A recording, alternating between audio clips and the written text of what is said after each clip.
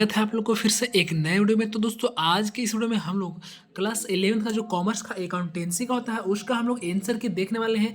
ये एग्जाम दोस्तों आपका 3 फरवरी का होना था, लेकिन प्री बोर्ड होने के कारण दोस्तों आपका यह जो एग्जाम है आपका कल यानी कि 31 जनवरी को होगा। उसका हम लोग आंसर की देखने वाले हैं दोस्तों, जो कि आपका 5000% हूबहू यही प्रश्न आने वाला है। तो वीडियो को जरा सा भी स्किप मत कीजिएगा, लास्ट तक बने रहिएगा।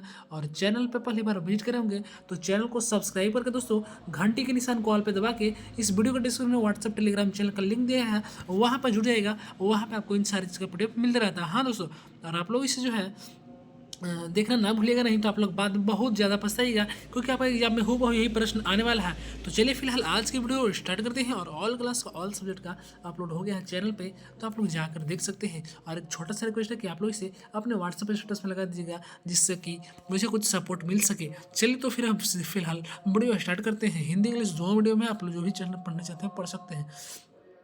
मूलतः बकाया क्या है, ऑप्शन ए में है, यह अग्रिम भुगतान है या यह देय तिथि पर अदत्त भुगतान का ऋण है, यह देय तिथि से पूर्व भुगतान योग्य राशि है, यह अग्रिम भुगतान और देय राशि के बीच का अंतर है। तो इसका सही जवाब ऑप्शन नंबर बी आता है, यानी कि यह देय तिथि पर अदत्त भुगतान का ऋण है। क्या है दोस्तों, ऋण है। अगला प्रश्न बोलता है, ध्यान दीजिए, बोलता है अप्राप्त और संदिग्ध ऋणों के लिए संचित किया जाता है क्या चीज़। ऑप्शन ए में अप्राप्त ऋणों पर या लेन देन पर, या आपका ऑप्शन नंबर सी में है देनदारों पर, या उपरोक्त में से सभी पर। तो इसका सही ऑप्शन नंबर सी आता है, यानी कि देनदारों पर। किस पर, तो देनदारों पर। अगला प्रश्न है, प्रावधान के ऑप्शन में लाभों का नियोजन है, लाभों पर चार्ज है, या दोनों है, या इनमें से कोई नहीं है। तो इसका सही जवाब आपका ऑप्शन नंबर बी आता है, यानी कि लाभों पर चर्चा। क्या चीज़, लाभों पर चर्चा फाइनल जवाब आ जाता है।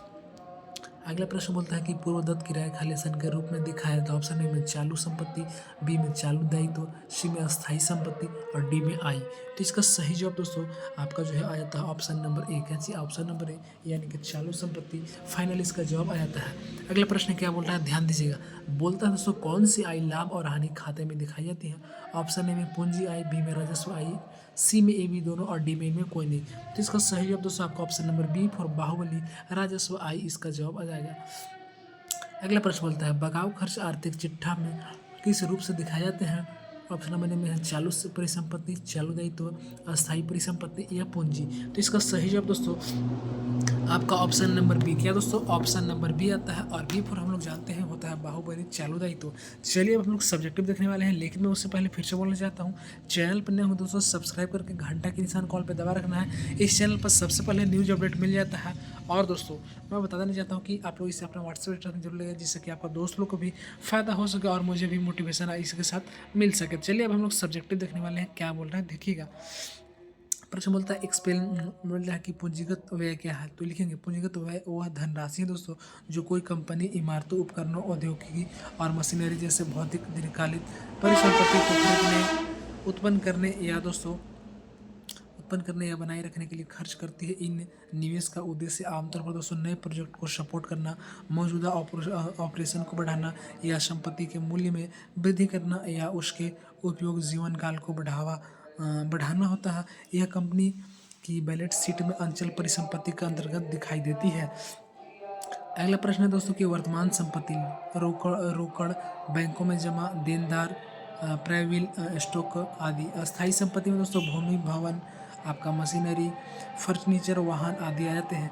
अगला प्रश्न बोलता है दोस्तों वित्तीय विवरण क्या, यानी कि फाइनेंशियल स्टेटमेंट क्या है। तो इसका जवाब हमने लिखा है दोस्तों, वित्तीय विवरण जो है एक कंपनी है, क्या है, एक कंपनी के वित्तीय प्रदर्शन और स्थिति का सारांश प्रस्तुत करता है। वे मुख्य रूप से trading account, profit and loss account और बैलेंस शीट से मिलकर बने होते हैं। अगला प्रश्न बोलता है, ध्यान दीजिएगा, बोलता है शुद्ध लाभ और संचालन लाभ के बीच में अंतर। लिखेंगे संचालन लाभ में लिखेंगे दोस्तों व्यवसाय के मुख्य संचालन से होने वाला लाभ है, जिसमें गैर संचालन आय, ब्याज जैसे ब्याज आय और व्यय जैसे ब्याज व्यय कर शामिल नहीं होते हैं। अगला में लिखेंगे शुद्ध लाभ में लिखेंगे वह अंतिम लाभ है जो सभी आय संचालन और गैर संचालन और सभी व्यय संचालनों गैर संचालन दोनों साथ ही साथ करो घटनाओं के बाद में बचाता है। यह कंपनी की समग्र जो है लाभ प्राप्त का क्या चीज़, लाभ प्राप्त का क्या चीज़ माप है। तो आपका अगला था यहाँ पे 11 नंबर प्रश्न, ध्यान दीजिएगा। उसका हम लोग इस प्रकार से लिखेंगे। यहाँ पे क्या लिखेंगे, ये आपका 10 नंबर था। क्या 10 नंबर, ये 11 है, इसमें छूट गया सीरियल, देखिएगा। लिखेंगे सबको, लिख लेंगे। कम खरीदी वापसी 5000, शुद्ध बिक्री के आधार, इस प्रकार आप लोग पुट कीजिएगा। और लास्ट में आप लोग को उत्तर में लिख देना है कि 31 मार्च 2025 को, क्या चाहिए, 31 मार्च 2025 को समाप्त होने वाले वर्ष के लिए सकल लाभ 22,000 है। क्या दोस्तों, 22,000 है। अगला 22 नंबर प्रश्न क्या बोलता है, आप लोग ध्यान दीजिएगा दोस्तों।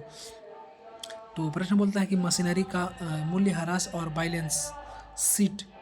तो चरण 1 में हम लोग लिख देंगे, क्या लिखेंगे, ध्यान दीजिएगा। लिखेंगे दोस्तों, वार्षिक मूल्यांकन की जो है गणना कर लिखेंगे। परिसंपत्ति के मूल्य जो लागत है दोस्तों पर सीधी रेखा विधि का उपयोग लिखेंगे। मशीनरी का मूल्य लिखेंगे। वार्षिक मूल्यह्रास राशि की गणना कर लिखेंगे। सीधी रेखा विधि का उपयोग करके वार्षिक मूल्यह्रास की गणना परिसंपत्ति के मूल्य लागत के प्रतिशत के रूप में की जाती है। पहला दोस्तों आप लोग देखिएगा, यहाँ आपको लिखा है एनुअल, क्या जी, annual depression equal to original cost into rate of depression. अगला annual depreciation equal to 10,000 into 10% equal to 10,000। चरण 2 में लिखेगा, मूल्यह्रास का कारण जो है नोट दिखा है भाग गई। मशीनरी की खरीद 1 अप्रैल 2022 को भी थी।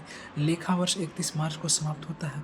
वर्ष 1 2022-23 इस वर्ष के लिए मूल्यह्रास 10,000 है। वर्ष 2000 दूसरा यानी कि 23-24 इस वर्ष के लिए मूल्यह्रास जो है 10,000 है। वर्ष 3 24-25 इस वर्ष के लिए मूल्यह्रास 210,000 है।